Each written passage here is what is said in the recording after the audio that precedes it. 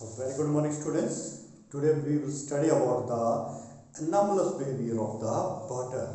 Last time हम लोगों ने टॉपिक डिस्कस किया था the variation of the density with the rise in the temperature, यानी कि अगर हम जैसे जैसे टेम्परेचर को राइज अप करते हैं फॉर द मटेरियल तो उसकी डेंसिटी में क्या होता था, डिक्रीज हो रहा था. तो लास्ट टाइम हम लोगों ने ये एक्सप्रेशन कैलकुलेट किया था that rho is equal to rho naught 1 minus of gamma delta T.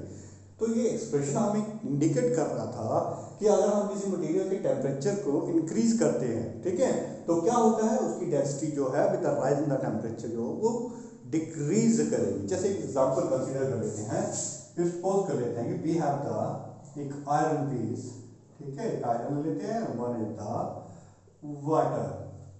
Iron को वाटर के साथ कंपैरिजन करते हैं. सपोज दैट इसकी डेंसिटी जो है 1000 मान लेते हैं. क्लियर है. इसकी डेंसिटी जो है 900 के करीब मानते हैं. अगर मैं इसकी टेम्परेचर को 1 डिग्री सेल्सियस तक राइज अप करता हूँ तो इसकी डेंसिटी जो है with the rise in the temperature decrease होना स्टार्ट हो जाएगी. ठीक है, फिर 2 डिग्री सेल्सियस किया तो और डिक्रीज हुआ, 3 डिग्री सेल्सियस और ज्यादा डिक्रीज होगी, 4 डिग्री सेल्सियस पर और ज्यादा डिक्रीज होगी. ठीक है, that was the variation with the expression. जो हम लोगों ने एक्सप्रेशन ड्राइव किया था उसके अकॉर्डिंग से एक्सप्रेशन एकदम से सेट रहता है. क्लियर हो गया है. ठीक है, बट जब हम वाटर की बात करते हैं तो water does not show that kind of behaviour. क्या होता है, जब मैंने 1 डिग्री सेल्सियस राइज किया तो वाटर की डेंसिटी में इंक्रीज देखने को मिला मेरे को. ठीक है, उसी तरह से 2 डिग्री सेल्सियस में और ज्यादा इंक्रीज हो गया, 3 डिग्री सेल्सियस पर और ज्यादा इंक्रीज हो रहा है, 4 डिग्री सेल्सियस पर it gain the maximum density.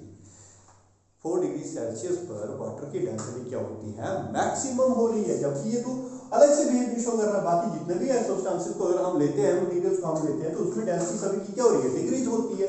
लेकिन वाटर के केस में कुछ अलग कंसेप्ट हमें देखने को मिल रहा है. ठीक है, वाटर के केस में क्या देखने को मिल रहा है कि डेंसिटी जो है वो राइज अप कर रही है with the increase in the temperature. Temperature के इंक्रीज करने के साथ साथ क्या हो रहा है, डेंसिटी भी क्या हो रही है, इंक्रीज कर रही है. इसी बिहेवियर को हम क्या बोलते हैं, एनोमलस बिहेवियर. क्या बोलते हैं इस बिहेवियर को, anomalous behaviour of the water. तो अगर हम इस ग्राफ के ऊपर ध्यान दें तो यहाँ पे हमें देखने को मिल रहा है जैसे जैसे मैं टेम्परेचर को राइज अप कर रहा हूँ, ठीक है, उस तरह से डेंसिटी भी क्या होती जा रही है, इंक्रीज करती जा रही है. Ultimately at the point of at 4 degree Celsius, 4 degree Celsius पर डेंसिटी जो है वो मैक्सिमम शो हो रही है. बट फर्दर इंक्रीज करूंगा, अब मैं 5 डिग्री सेल्सियस अगर इसकी राइज करूं, अब ये डेंसिटी फिर से डिक्रीज होना स्टार्ट होगी.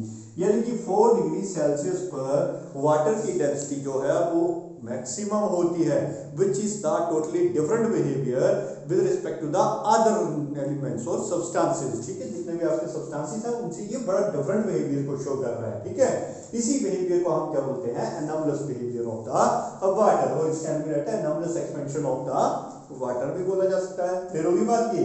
अब देखो, ये जो एनोमलस बिहेवियर है ये हमारे एनवायरनमेंट में बड़ा ज्यादा इफेक्टिव होता है. क्यों इफेक्टिव होता है, जहां पे हमारा टेम्परेचर जो है 0 डिग्री से बिलो चला जाता है. मतलब वहां पे क्या होते हैं, जितने भी लेक्स वगैरह होंगी, ठीक है, नदी वगैरह होती है, वो सारी क्या होती हैं, फ्रीज्ड हो जाती हैं. तो क्या वहां पे क्या एक्वेटिक लाइफ सर्वाइव करेगी. अरे मान लो जब हमारा टेम्परेचर जो है बिलो 0 डिग्री चला गया, मतलब सारी चीजें जमना शुरू हो जाती हैं.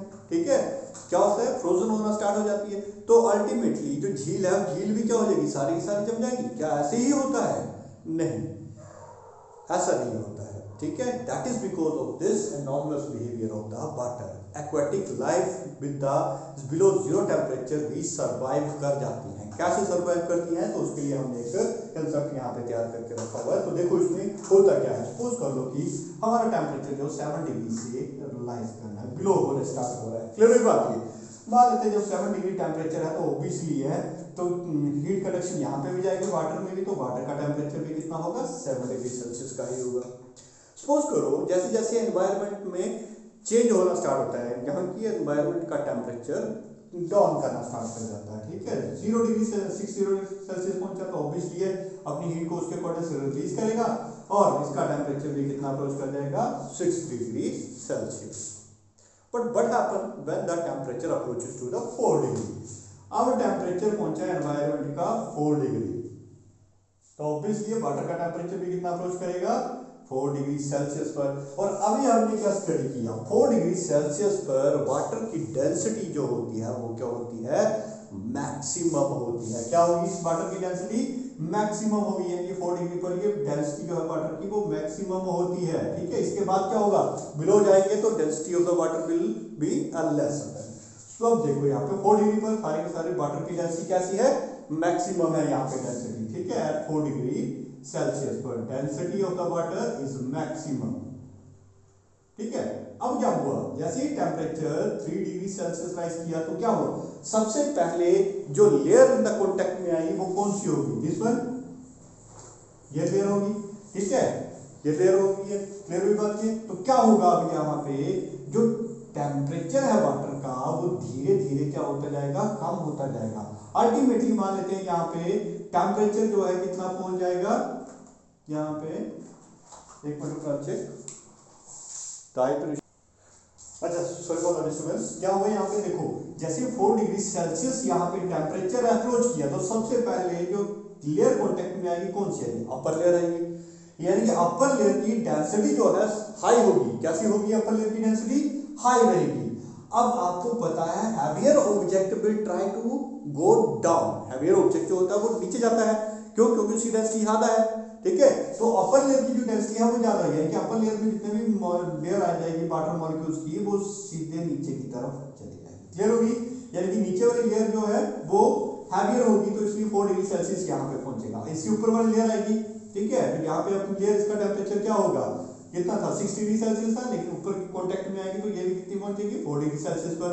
अल्टीमेटली दूसरी लेयर भी नीचे चली जाएगी। ठीक है, इस तरीके से पैटर्न जो है लेयर्स का वो बनता चला जाता है। अल्टीमेटली होता क्या है, यहाँ पे टेम्परेचर अगर 3 डिग्री सेल्सियस पहुंच चुका है तो इस लेयर का टेम्परेचर कितना था, 4 डिग्री सेल्सियस। लेकिन जो 3 लेयर डिग्री टेम्परेचर होगा तो 3 डिग्री पर डेंसिटी जो है 4 के कंपैरिजन में कैसी है, लो है। डेंसिटी कैसी है, लो है। वही 3 डिग्री टेम्परेचर जब अप्रोच कर गया और इसके कॉन्टेक्ट में जो लेयर आ रही है उसकी डेंसिटी क्या होगी, लो होगी। उसकी डेंसिटी क्या है, लो होगी। ठीक है, अब देखो 4 डिग्री जहां पे टेम्परेचर था उस लेयर के पास उसकी डेंसिटी क्या थी, हाई थी, और 3 डिग्री वाली टेम्परेचर क्या हो गया, डेंसिटी लो है। यानी कि 3 डिग्री वाली लेयर जो ऊपर ही रहेगी और 4 डिग्री सेल्सियस वाली लेयर जो है वो नीचे रहेगी। क्लियर हुई बात ये। अब टेम्परेचर यहाँ पे चेंज हुआ 2 डिग्री सेल्सियस, फिर 0 डिग्री सेल्सियस पे अप्रोच किया तो 0 डिग्री सेल्सियस पर अप्रोच किया, लेकिन यहाँ का टेम्परेचर तो उतना ही मेंटेन रहा, क्योंकि ये तो नीचे वाला टेम्परेचर तो वही था, 4 डिग्री सेल्सियस मैक्सिमम डेंसिटी थी। और 3 डिग्री वाली लेयर जो है लगातार अब चेंज होने लग पड़ी, क्योंकि वो लाइटर वन थी, डेंसिटी उसकी कम थी। ठीक है, तो यहाँ पे 0 डिग्री जैसे अप्रोच होगा तो यहाँ पे लेयर जो है किसकी, फ्रोजन होना स्टार्ट हो जाएगा। ऊपर वाली लेयर वाटर की क्या होना स्टार्ट हो जाएगी, फ्रोजन होना स्टार्ट हो जाएगा। समझाई बात ये। जैसे 0 डिग्री सेल्सियस पहुंचेगा तो ऊपर वाली लेयर क्या होगी, फ्रोजन होगी। लेकिन नीचे वाली लेयर का टेम्परेचर कितना रहा भाई, अरे नीचे वाली लेयर का टेम्परेचर तो आपका 4 डिग्री सेल्सियस ही रहा। ठीक है, अब ये जो हीट है ये बाहर थोड़ी ना निकल पाएगी, नहीं ना निकल पा रही है ये बाहर। हीट जो 4 डिग्री सेल्सियस जो है इस वाटर के अंदर वो 4 डिग्री सेल्सियस का ही बना रहेगा। समझा नहीं बात, मतलब इसमें चेंज आएगा लेकिन वो बड़ा ही कम चेंज आएगा। ठीक है, तो ऊपर वाली लेयर जो है वो 0 डिग्री को अप्रोच कर चुकी है, तो उसकी वजह से ऊपर वाली लेयर में जितना भी है वो आइस जो है वो जम गई हुई है। ठीक है, मतलब फ्रोज हो गई सारी की सारी लेयर। ठीक है, बट अंदर वाले वाटर में एक हीट जो है वो रिटेन रहती है, उसकी वजह से अंदर वाला पानी जो है वो कभी जमता नहीं है। ठीक है, वो फ्रोजन रीजन नहीं होता है। क्लियर होगी बात। इस that way due to the anomalous behavior of the water, the aquatic life survives in the very cool or winter season. Clear होगी बात सभी को ये। ठीक है, so this is the anomalous behavior of the water.